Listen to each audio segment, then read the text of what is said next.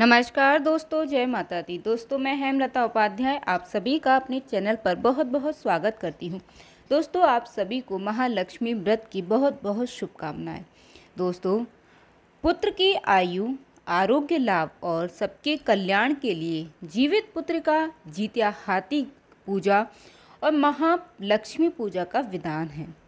भाद्र शुक्ल पक्ष की अष्टमी तिथि से लेकर आश्विन कृष्ण अष्टमी तिथि तक 16 दिनों तक महालक्ष्मी जी की पूजा की जाती है।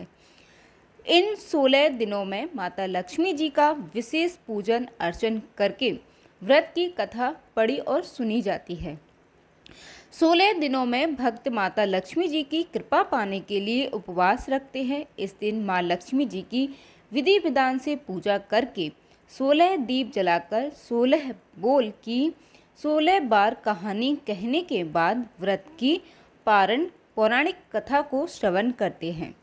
प्रिय भक्तजनों, आज के इस वीडियो में आप 16 दिनों की महालक्ष्मी व्रत कथा को श्रवण करेंगे। उससे पहले 16 बोल की कहानी सुनेंगे।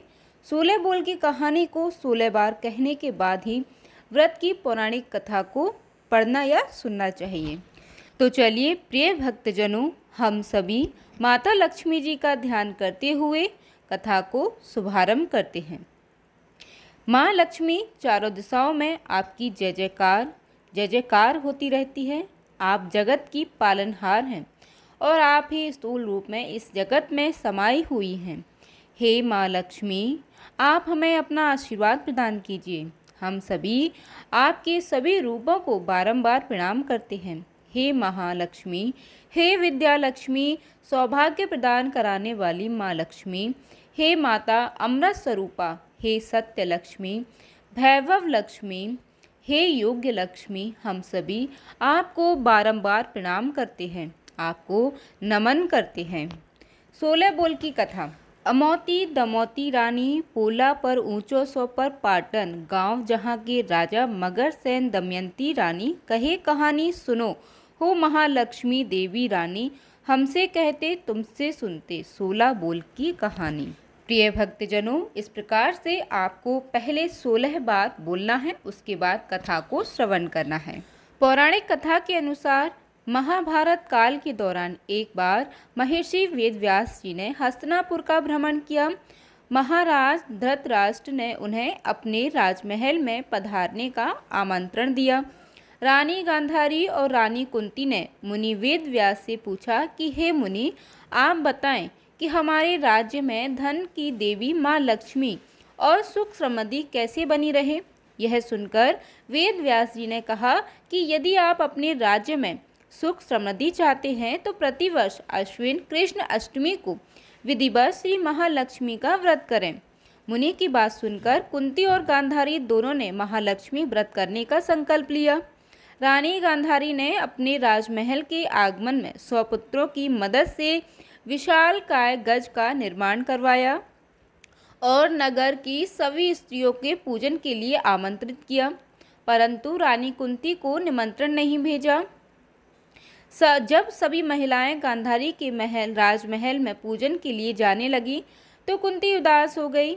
माता को दुखी देखकर पांचों पांडवों ने पूछा कि हे माता, आप उदास क्यों हैं? तब कुंती ने सारी बात बता दी। इस पर अर्जुन ने कहा कि हे माता, आप महालक्ष्मी पूजन की तैयारी कीजिए, मैं आपके लिए हाथी लेकर आता हूँ। ऐसा कहकर अर्जुन इंद्र के पास गए और इंद्रलोक से अपनी माता के लिए ऐरावत हाथी लेकर आए। जब नगर की महिलाओं को पता चला कि रानी कुंती के महल में स्वर्ग से ऐरावत हाथी आया है तो सारे नगर में शोर मच गया। हाथी को देखने के लिए पूरा नगर एकत्रित हो गया और सभी विवाहित महिलाओं ने विधि विधान से महालक्ष्मी का पूजन किया।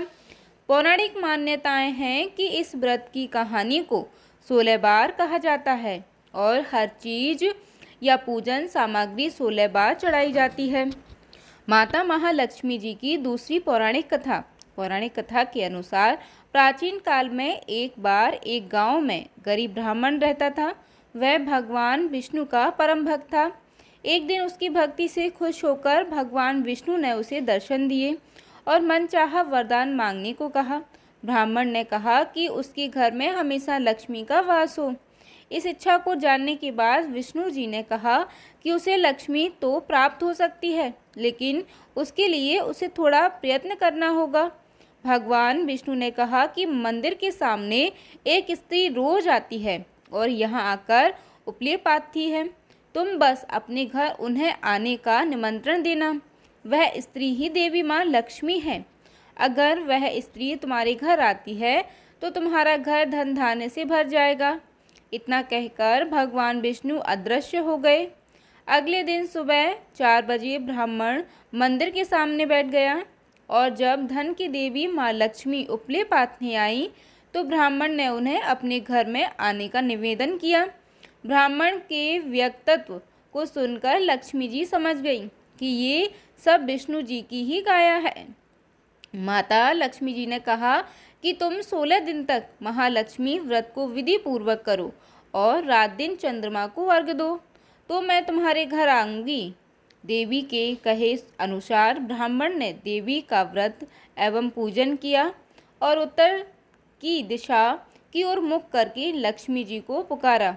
अपने वचन को पूरा करने के लिए धन की देवी प्रकट हुई और उन्होंने गरीब ब्राह्मण के हर कष्ट को दूर किया और उसके घर को सुख संपत्ति से भर दिया। बोली लक्ष्मी माता की जय। माता लक्ष्मी जी की तीसरी पौराणिक कथा। पौराणिक कथा के अनुसार एक बार भगवान विष्णु मृत्युलोक यानी भूलोक में गमन करने के लिए निकल पड़े। माता लक्ष्मी ने भी निवेदन किया कि वह भी उनके साथ आना चाहती हैं। भगवान विष्णु उनके स्वभाव से परिचित थे, इसलिए पहले ही उन्हें आगाह किया कि मैं आपको एक ही शर्त पर साथ लेकर चल सकता हूँ। माता लक्ष्मी मन ही मन बहुत खुश हुई कि चलो शर्त ही सही, भगवान साथ ले जाने के लिए तो माने। माता फटाफट से बोली, मुझे सारी शर्तें मंजूर हैं। भगवान विष्णु ने कहा, जो मैं कहूँ, जैसा मैं कहूँ, आपको वैसा ही करना होगा। माता बोली, ठीक है, आप जैसा कहेंगे मैं वैसा ही करूँगी। दोनों भूलोक पर आकर विचरण करने लगे। एक जगह रुककर श्री हरि ने माता से कहा कि मैं दक्षिण दिशा की तरफ जा रहा हूँ, आपको यहीं पर मेरा इंतज़ार करना होगा। यह कहकर भगवान विष्णु दक्षिण दिशा की तरफ बढ़ गए। अब माता को जिज्ञासा हुई कि दक्षिण दिशा में ऐसा क्या है जो भगवान मुझे वहाँ नहीं ले जाना चाहते। माता का स्वभाव तो वैसे ही चंचल ही माना जाता है। उनसे वहाँ पर ज़्यादा देर नहीं रुका गया और वे भगवान विष्णु की तरफ ही बढ़ने लगी। आगे जाकर माता को सरसों का खेत दिखाई दिया। उसकी सुंदरता ने माता का मन मोह लिया। वे फूलों को तोड़कर अपना श्रृंगार करने लगी। इसके बाद वे कुछ ही दूर आगे बढ़ी थी कि गन्ने के खेत में उन्हें दिखाई दिए। उन्हें गन्ना चूसने की इच्छा हुई तो गन्ने को तोड़कर उन्हें चूसने लगी कि भगवान विष्णु वापस आ गए। सरसों के फूलों से सजी माता लक्ष्मी जी को गन्ना चूसते हुए देखकर भगवान विष्णु उन पर क्रोधित हो गए। भगवान ने कहा कि आपने शर्त का उल्लंघन किया है। मैंने आपको वहां रुकने के लिए कहा था, लेकिन आप नहीं रुकी और यहाँ किसान के खेतों से फूल व गन्ने तोड़कर आपने अपराध किया है। इसकी आपको सजा मिलेगी। भगवान विष्णु ने माता लक्ष्मी को 12 वर्ष तक किसान की सेवा करने का शाप दे दिया और स्वयं क्षीरसागर गमन को कर गए। अविवश माता लक्ष्मी को किसान के घर रहना पड़ा। एक दिन माता लक्ष्मी ने किसान की पत्नी को देवी लक्ष्मी की प्रतिमा की पूजा करने को कहा और बोला कि इसे तुम जो मांगोगी तुम्हें मिलेगा। कृषक की पत्नी ने वैसा ही किया। कुछ ही दिनों में उनका घर धन धान्य से पूर्ण हो गया। हंसी खुशी समृद्धि में 12 साल का समय बीत गया। जब भगवान विष्णु माता लक्ष्मी को लेने के लिए आए तो किसान ने माता को ना जाने देने का हठ किया। इस पर माता लक्ष्मी ने कहा कि कार्तिक कृष्ण पक्ष की 13 के दिन यदि वह विधि पूर्वक मेरी पूजा करे तो वह उसके घर से नहीं जाएंगी, लेकिन वह इस दौरान उन्हें दिखाई नहीं देंगी। वह एक कलश की स्थापना करे और उसमें कुछ धन रखे, यानी धन ही लक्ष्मी का रूप होगा। इस प्रकार तेरस के दिन किसान ने माता के बताए अनुसार ही पूजा कर कलश स्थापना की और किसान का घर धन धान्य से पूर्ण रहने लगा। तब से लेकर आज तक धनतेरस पर माता लक्ष्मी जी की पूजा करने की परंपरा भी चली आ रही है। प्रेम से बोलिए लक्ष्मी माता की जय। प्रिय भक्तजनों, महालक्ष्मी व्रत से संबंधित एक कथा और हम आपको श्रवण कराते हैं। मान्यता अनुसार महाभारत काल की देवी कुंती ने भी यह व्रत किया था। एक समय महर्षि श्री वेदव्यास जी हस्तिनापुर पधारे। उनका आगमन सुन महाराज धृतराष्ट्र उनको आदर सहित राजमहल में ले गए। स्वर्ण सिंहासन पर विराजमान कर उनका पूजन किया। श्री व्यास जी से माता कुंती तथा गांधारी ने हाथ जोड़कर प्रश्न किया, हे महामुने, आप त्रिकालदर्शी हैं, अतः आपसे हमारी प्रार्थना है कि आप हमको कोई ऐसा सरल व्रत तथा पूजन बताएं जिससे हमारा राज्य, लक्ष्मी, सुख संपत्ति, पुत्र पौत्रादि वह परिवार सुखी रहे। इतना सुन श्री वेदव्यास जी कहने लगे, हम एक ऐसे व्रत का पूजन व वर्णन कहते हैं जिससे सदा लक्ष्मी जी का निवास होकर सुख समृद्धि की वृद्धि होती है। यह श्री महालक्ष्मी जी का व्रत है। इसे गजलक्ष्मी व्रत भी कहा जाता है, जिसे प्रतिवर्ष आश्विन कृष्ण अष्टमी को विधिवत किया जाता है। हे महामुने, इस व्रत की विधि हमें विस्तार पूर्वक बताने की कृपा करें। तब व्यास जी बोले, हे देवी, यह व्रत भाद्रपद शुक्ल अष्टमी से प्रारंभ किया जाता है। इस दिन स्नान करके 16 सूत के धागों का डोरा बनाएं, उसमें 16 गांठ लगाएं, हल्दी से पीला करें। प्रतिदिन 16 दूब व गेहूं डोरे को चढ़ाएं। आश्विन कृष्ण अष्टमी के दिन उपवास रखकर मिट्टी के हाथी पर श्री महालक्ष्मी जी की प्रतिमा स्थापित कर विधि पूर्वक पूजन करें। इस प्रकार श्रद्धा भक्ति सहित महालक्ष्मी जी का व्रत पूजन करने से आप लोगों को राज्य लक्ष्मी में सदा अभिवृद्धि होती रहेगी। इस प्रकार व्रत का विधान बताकर श्री वेद व्यास जी अपने आश्रम को प्रस्थान कर गए। इधर समय अनुसार भाद्रपद शुक्ल अष्टमी से गांधारी तथा कुंती अपने अपने महलों में नगर की स्त्रियों सहित व्रत का आरंभ करने लगी। इस प्रकार 15 दिन बीत गए। 16वें दिन आश्विन कृष्ण अष्टमी के दिन गांधारी ने नगर के सभी प्रतिष्ठित महिलाओं को पूजन के लिए अपने महल में बुलवा दिया। माता कुंती के यहाँ कोई भी महिला पूजन के लिए नहीं आई थी। साथ ही माता कुंती को भी गांधारी ने नहीं बुलाया। ऐसा करने से माता कुंती ने बड़ा अपमान समझा। उन्होंने पूजन की कोई तैयारी नहीं की एवं उदास होकर बैठ गईं।